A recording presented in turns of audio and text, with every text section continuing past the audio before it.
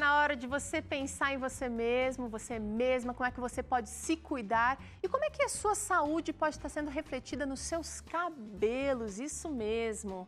Mas antes de entrar no assunto de hoje, eu quero convidar você para refletir nessa frase muito simples, mas que fala muito. Olha, o modo como a gente trata os outros é um reflexo de como nos sentimos em relação a nós mesmos. Como é que você tem tratado as pessoas ao seu redor? Com carinho, com gentileza, com perdão? Ou você tem sido agressivo? Como é que você tem se colocado diante dos outros? Para pensar hoje aí, hein? Tá começando o programa agora e a gente vai falar sobre alguns mais comuns problemas do couro cabeludo. A doutora Cristiane Kaffer está aqui com a gente e a gente já começa, doutora, esse programa pensando que cabelo bonito é sinônimo de cabelo saudável, aquele cabelo brilhoso, aquele cabelo forte, que aguenta a química, que aguenta muitas vezes a poluição, não é? Mas não é bem assim, né? Não é tudo que a gente consegue perceber só com os olhos. É verdade, Teru. O nosso cabelo é a moldura. Ele é muito importante, ele te apresenta como um todo, ele fala se você tem hábitos limpos. Então a gente tem que tomar conta do nosso cabelo com o mesmo carinho que a gente cuida da pele, para evitar alguns problemas futuros, né? Agora é o seguinte, não é só aquele teste que o cabeleireiro faz no seu cabelo antes de testar se seu cabelo aguenta alguma química, alguma coloração, que verifica isso não. O teste que os dermatologistas fazem no consultório tem uma outra abordagem, uma outra importância. Mas a Rafa foi ao salão de beleza para ver como é que funciona o teste, para ver se seu cabelo é forte ou não para uma química. Olha só onde eu vim parar. Pois é, eu vim até um salão de beleza, mas não foi não para mudar o visual, viu, gente? Eu vim tirar uma dúvida sobre os cuidados com os cabelos, com as madeixas. E você de casa, cuida bem do cabelo? Não? Talvez? Pois é, vem comigo e vamos tirar todas essas dúvidas agora.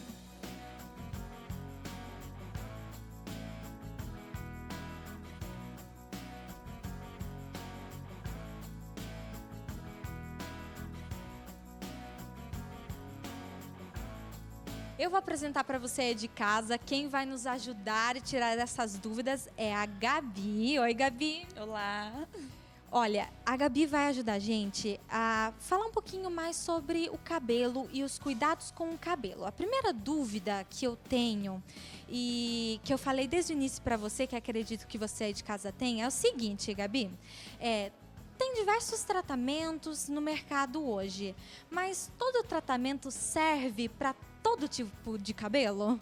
Não, cada cabelo tem uma necessidade. Tem cabelo que às vezes está mais poroso, um pouco mais danificado, tem cabelo que é mais natural, cada um precisa de alguma coisa específica.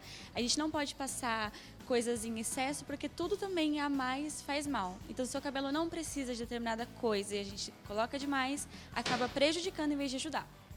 Então não dá pra simplesmente, quero ficar loira e colocar tinta no cabelo. Não, em processo químico é ainda mais importante prestar atenção nisso. Não é todo cabelo que aceita uma descoloração, não é todo cabelo que aceita uma coloração. A gente precisa prestar muita atenção antes de fazer qualquer coisa. Isso é muito legal. Essa dica aí para você de casa, pensa bem, vai num profissional, estuda o cabelo. E falar em estudar o cabelo, já tem aparelhos que ajudam, né? A gente tem uma câmera revolucionária que a gente consegue ver a fundo o fio de cabelo. A gente consegue ver couro cabeludo, a gente consegue ver o fio por inteiro, ela aproxima a imagem e a gente consegue saber realmente a saúde do fio. Agora o seguinte, outra dúvida, existe algum procedimento químico que pode fazer com que caia os cabelos? Isso pode acontecer. Às vezes o cabelo pode estar um pouco mais saturado ou ele tem excessos de outras químicas. Tem muitas químicas também que não são compatíveis, então isso pode acontecer sim. Química pode derrubar cabelo. Agora, é claro, eu vou testar esse aparelho novo e vamos descobrir como que tá o meu cabelo. O que você aí de casa acha? Tá ruim ou tá bom?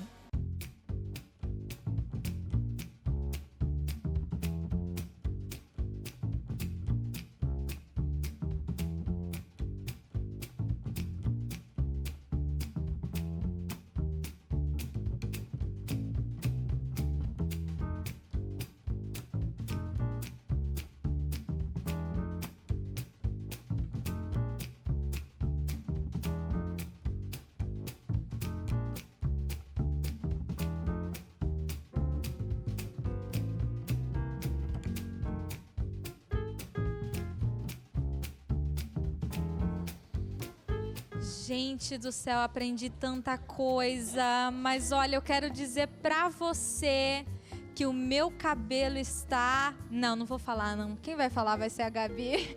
Gabi, conta pra mim, como que tá o meu cabelo? Bom, o cabelo da Rafaela, ele tá um cabelo saudável, no comprimento e pontas. A ponta naturalmente está um pouco mais ressecada, perdeu um pouco de massa, o que normalmente acontece, é normal. Porém, o couro cabeludo dela, o que não parece, ele é bem oleoso. Então, ele tá bem emprestado, ela precisa cuidar disso para não ter queda de cabelo, para não ocorrer falhas no couro cabeludo. Agora ela vem. Eu quero dicas. E se você se identificou aí, também quer dicas. O que fazer então para diminuir um pouquinho desses danos? Então, normalmente quando uma pessoa tem um cabelo muito oleoso, ela tende a lavar o cabelo todos os dias e às vezes usa qualquer shampoo. Quando você lava o cabelo todo dia, você limpa demais, automaticamente o bulbo capilar produz mais oleosidade, então você acaba aumentando isso. O ideal é você usar produtos específicos para sua necessidade. Então, se o seu cabelo é oleoso, você tem que usar um shampoo para cabelo oleoso para tratar isso. E não simplesmente ir lavando demais, porque você vai criar mais oleosidade. Obrigada, Rafa. Olha só, dicas aí para você também. Vai pro cabeleireiro com cautela, não olha aquela imagem lá não e tenta analisar se aquilo cabe para você também. Agora, doutora Cristiane, acho que é o seguinte, talvez o maior terror de homens e mulheres seja a queda de cabelo. Seja ela aquela queda natural ou por uso indevido de produtos, seja por questões emocionais. Eu queria que você explicasse pra gente um pouquinho os tipos de queda para a gente tentar se identificar ou tentar ajudar o nosso médico a identificar também o nosso problema. Sim, olha, Teru, hoje 70% dos meus pacientes chegam com essa queixa, Uau. Queda de cabelo. Tem sido uma queixa muito frequente, não só entre os homens, quanto entre as mulheres também. E a gente precisa primeiro identificar o motivo pelo qual o cabelo está caindo, para depois pensar no tratamento, correto? Entendi. Então aqui a gente tem um exemplo bem importante de uma alopecia androgenética. Por que eu digo que é importante? Porque muitas vezes a mulher só descobre tardiamente. Não é como no homem que as entradas ficam bem evidentes. Na mulher, ela começa ficando com uma rarefação. E essa rarefação vai progredindo na porção superior do couro cabeludo. Então o cabelo que era grosso começa a ficar fino e você começa, por transparência, a ver o próprio couro cabeludo. Vai ficando mais ralo. Vai ficando mais ralinho, exatamente. Então, existem vários graus, mas muitas vezes pacientes chegam para a gente num grau mais avançado pela falta daquela iniciativa de pensar, puxa, o que está acontecendo com o meu cabelo? A alopecia está sempre relacionada à queda de cabelo, à falha capilar. Sim, esse é o nome científico para queda de cabelo. Tá. E aí eu quero saber se tem uma faixa etária mais, voltando só um pouquinho, uma faixa etária mais assim propícia a esse tipo de problema ou se é genético, por exemplo. Com certeza. Na verdade, o nome androgenética já diz. Andro vem de hormônios masculinos. Genético porque está escrito no seu gene, no seu DNA, que é para o cabelo afinar primeiro e depois cair. Tá bom. Então, quanto mais a idade vai avançando, mais a gente vai percebendo, porque é uma queda muito lenta. Não é aquela queda que você vê aquele cabelo em todo lugar, é uma queda muito silenciosa. Entendi. Então, muitas vezes a pessoa percebe já está muito avançado. Por isso que, por exemplo, aos 70 anos, 70% dos homens vão ter alopecia androgenética. E aqui a gente tem uma alopecia também androgenética que é mais característica, né? Ela começa na região central também. Sim, típica do homem, né? O homem começa com essa rarefação e, na verdade, vai ficando bem lisinho mesmo, nas entradas, famosas entradas, e depois ele tem esse acometimento na porção superior, que a gente chama de vértex. Alguns homens, eles acabam emendando e quando eles chegam pra gente, eles já praticamente não têm fios viáveis. Outros não, eles, na idade mais precoce, percebem que as entradas estão começando a aparecer e já começam um tratamento mais rápido. Esse E é o ideal. a gente vai chegar lá, mas a grande pergunta que você deve estar se fazendo aí, tem jeito de parar isso? Tem tratamento? Ou só com implante? A gente vai falar sobre esse assunto daqui a pouquinho. Legal. Mas a gente vai mostrar o próximo aqui, próxima típica também, a alopecia areata, que é também uma coisa um pouco mais incomum, mas talvez no seu consultório você tenha visto alguns casos com mais frequência. Muitos casos. Na verdade, a areata, ela acontece seguida de um estresse muito frequente, a pessoa passar por um momento difícil, o cabelo cai. E o cabelo cai em áreas. Alguns pacientes já chegam para mim sem nenhum cabelo na cabeça, sem cílios, sem sobrancelhas e sem pelos no corpo. A gente chama de alopecia areata universal.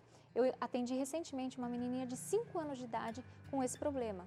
Então tem sido frequente e muitas vezes essas pessoas passam por um estado emocional tão difícil, porque algumas pessoas ficam com receio de chegar perto, acham que é contagioso, e isso só piora. Então a pessoa fica naquele ciclo vicioso em que ela não consegue tratar, não consegue melhorar, e o sistema autoimune é um sistema imunológico que está atacando, ao invés de atacar vírus, bactérias, acaba atacando os cabelos. Olha só que interessante. Então, olha, já quero começar falando com você. Vem cá, se você está passando por... vai no metrô, vai no ônibus, vai na igreja, vai na escola e vê alguém com essa característica, a maneira como você está olhando para essa pessoa já pode estar ou ajudando ou prejudicando, que a gente tem que ser um pouco mais...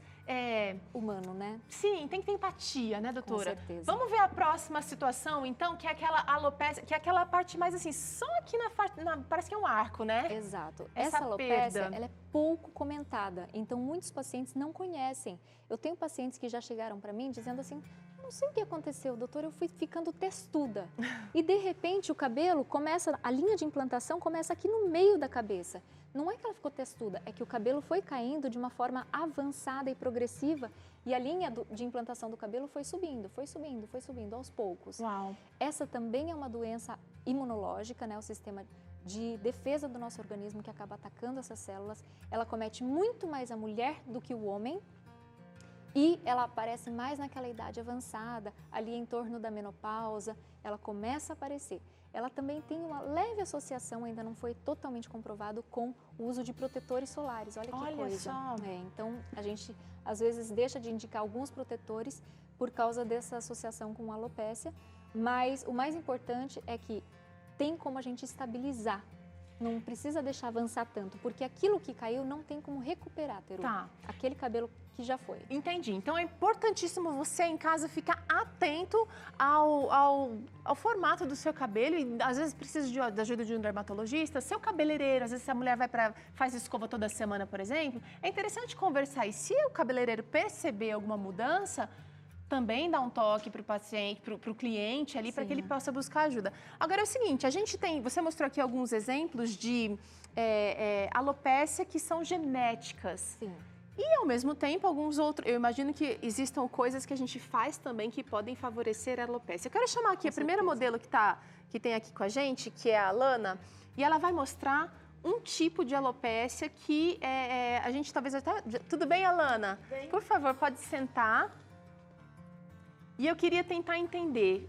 A Alana é uma pessoa jovem, mulher, a gente sofre mais aquele estigma de tem que estar com cabelo e tal. Certo. E a gente percebe que o couro dela já tem o cabelo bem ralinho, bem fininho. Existe algo que ela possa fazer para controlar? Bom, aqui quando a gente olha de cima, a gente acaba visualizando um pouquinho mais do couro cabeludo. Isso acontece por um afilamento dos fios. Geralmente, quando a gente tem algum caso na família de cabelo fininho, de pouco cabelo, ou até de alopécia completa, a gente sabe que existe uma tendência ali genética familiar. Então, eu vou fazer uma prova aqui de tração, que a gente vai puxar o cabelo dela, dá licença, tá? Vou puxar forte. A tração dela tá negativa, porque veio um fiozinho na minha mão. Então, você pode falar assim, mas então ela não tem alopécia. Ela tem sim alopécia, porque quando a gente olha com detalhes o couro cabeludo, a gente consegue perceber uma variação no diâmetro, olha lá. Dá para ver aqui na imagem. Uma variação, tem fio que é bem espesso, mas ao mesmo tempo a gente vê fios finos e a gente percebe pontos amarelos no couro cabeludo em que o cabelo caiu e não nasceu, como esse pontinho aqui que a gente consegue perceber, entendeu? Então é uma característica bem clássica da alopécia androgenética. Outra característica é a miniaturização dos fios, ou seja, eles vão ficando cada vez mais fininhos antes de cair. Entendi. E olha que ela tá usando um equipamento, gente, que deixa super ampliada a imagem. Sim. E a gente vê que tá bem fininho ainda, Exatamente. Né? Então, isso acontece por causa de uma conversão de um hormônio. A testosterona é convertida em DHT, de hidrotestosterona, que é o hormônio que faz o cabelo afinar primeiro e depois cair. Entendi. Quem converte isso é uma enzima que chama 5-alfa-redutase. Existem medicamentos hoje que bloqueiam essa enzima. Mas lembrando você, gente, que cada caso é um caso. Você que está se sentindo incomodada, que está precisando de uma ajuda e não tem nenhum diagnóstico fechado, é importantíssimo você procurar a ajuda de um médico, de um especialista. Um outro caso também, quero agradecer a Alana, obrigada pela participação. Um outro caso que a gente percebe também que tem atrapalhado muito a saúde do cabelo são os os tratamentos que a gente faz no cabelo, muitas vezes por conta própria. Não sei se você aí em casa costuma fazer a sua própria progressiva ou pintar o seu próprio cabelo. A gente tem muito produto disponível no mercado hoje e fica difícil entender qual é o melhor para o nosso cabelo. É verdade. Vamos falar das agressões que a gente pode fazer no dia a dia. Eu já quero chamar a próxima modelo aqui também. Que agressões são as mais comuns, doutora? Bom, a gente tem o hábito, né, de muitas vezes querer um cabelo diferente do cabelo que a gente tem natural. Então, quem tem o cabelo bem cacheado, aquele cacho lindo, quer alisar. E quem tem o cabelo liso, quer cachear. Então, a gente parece que nunca está feliz. E nesse processo de tentar mudar, a gente acaba tendo muitos problemas de couro cabeludo e de queda.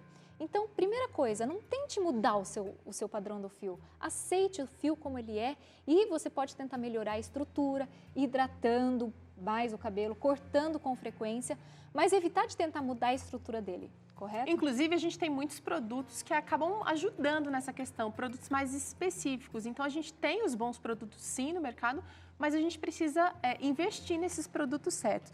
Prender o cabelo, amarrar, fazer escova, isso traz prejuízo?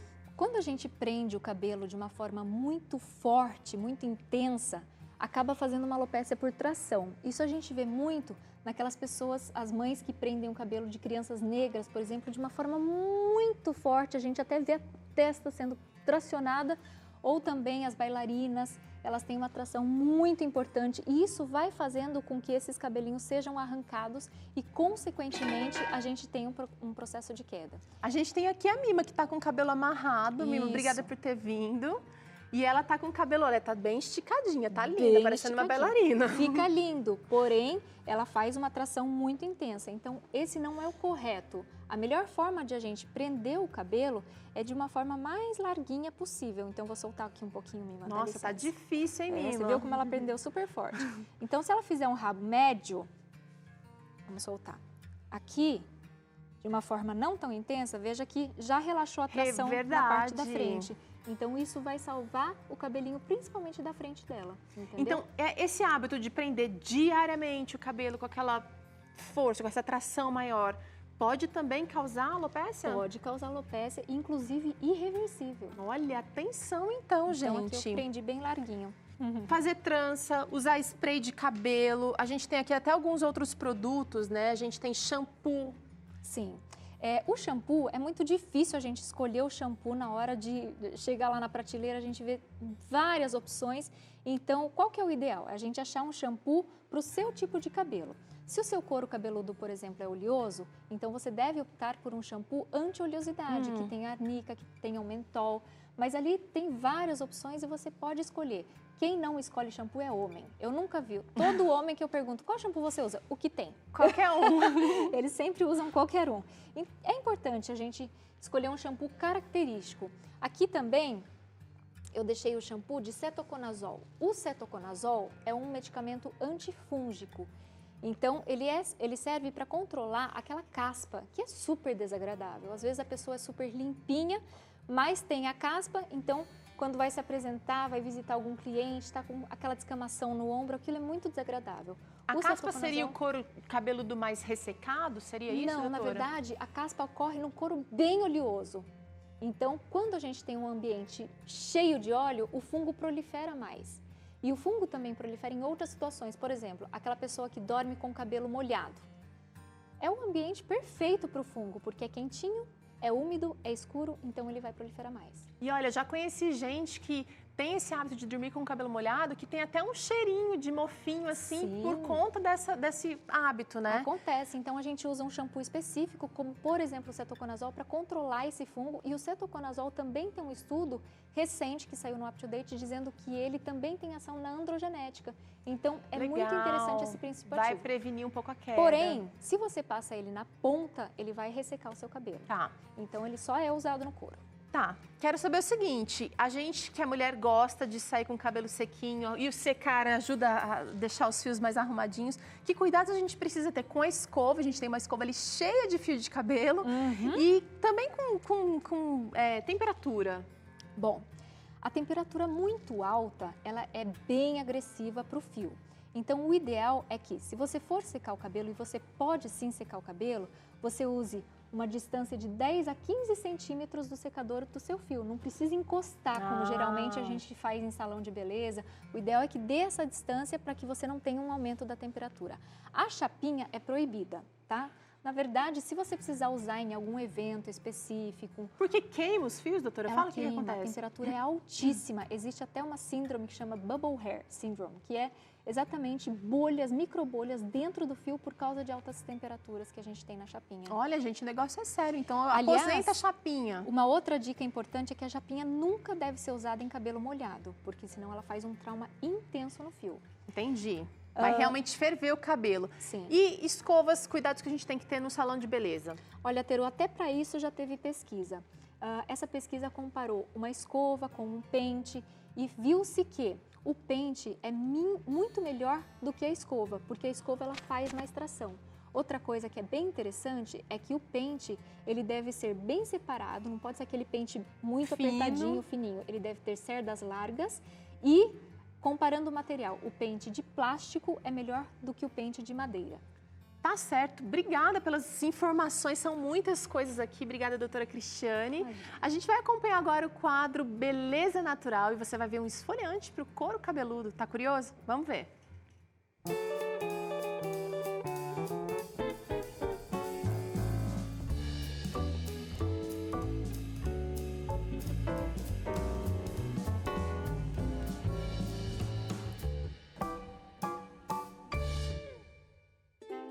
A receita de hoje tem a ver com cabelo. Mas peraí, tá com o couro cabeludo cheio de sujeirinhas? Se preocupa não, a gente vai te ajudar. Para fazer essa esfoliação no couro cabeludo, você vai precisar de 2 colheres de sopa de mel, 2 colheres de sopa de água e 1 colher de sopa de açúcar demerara. Bom, tudo em mãos? Agora é só misturar o açúcar, o mel e a água. E agora a nossa belezura está pronta. Vamos testar? É só aplicar no couro cabeludo e massagear em movimentos circulares e bem suaves. Depois disso, é só enxaguar. Olha a maravilha que ficou isso, porque a esfoliação capilar, sabe o que ela faz? Remove os resíduos do cabelo. E a gente fica como? Linda, confiante e com o cabelo bem limpinho. Ai, adorei essa dica, super prática e rapidinha, dá para fazer em casa com certeza. A gente vai para um rápido intervalo. No próximo bloco a gente recebe aqui o Dr. César Vasconcelos com Claramente. Ele vai falar um pouquinho sobre como essas doenças do couro cabeludo afetam a autoestima. Não sai daí não, vai ser ótimo. E também vai ter aqui no Vida e Saúde ainda hoje, escondidinho de abóbora com brócolis. Olha só que delícia, uma beleza para você, a gente já volta.